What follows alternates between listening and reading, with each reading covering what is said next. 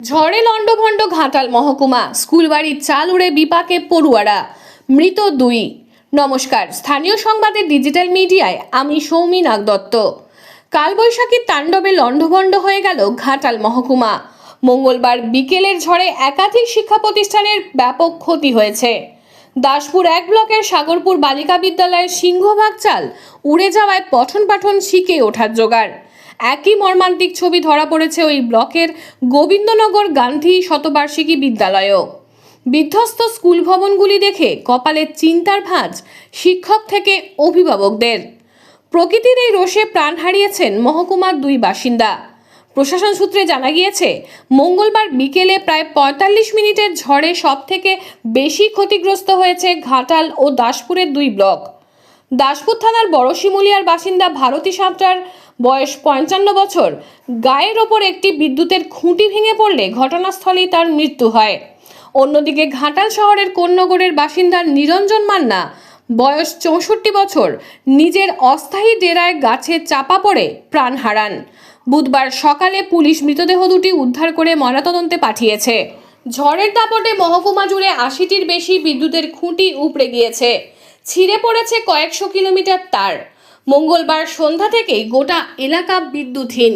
এর ফলে বুধবার সকালে গ্রাম পঞ্চায়েত এলাকার সজলধারা প্রকল্পগুলি স্তব্ধ হয়ে পড়ায় পানীয় জলের জন্য হাহাকার শুরু হয়েছে। কয়েক হাজার মানুষ চরম দুর্ভোগে পড়েছেন। উপড়ে পড়া গাছের তলায় পিষ্ট হয়েছে বহু বাইক ও 4 চাকা গাড়ি। পশ্চিমবঙ্গ বিদ্যুৎ বন্টন নিগমের ঘাটাল ডিভিশনের এক ইঞ্জিনিয়ার জানান, বুধবার সন্ধ্যার মধ্যে 75 থেকে 80% পরিষেবা স্বাভাবিক করা সম্ভব হলেও সম্পূর্ণ সংযোগ ফেরাতে সময় লাগবে, কারণ অনেক জায়গায় বড় গাছ তারের ওপর পড়ে রয়েছে, যা সরানোর মতো শক্তিশালী কাটার মেশিন স্থানীয় স্তরে নেই। মহকুমা বিপর্যয় মোকাবিলা আধিকারিক সঞ্জীব সাউ জানিয়েছেন, ক্ষয়ক্ষতির পূর্ণাঙ্গ খতিয়ান তৈরির কাজ চলছে। দ্রুত পরিস্থিতি স্বাভাবিক করার চেষ্টা করছেন প্রশাসন। দেখুন দাদা, কত বড় বড় শিল পড়েছে, পুরা পি রাস্তা ভর্তি।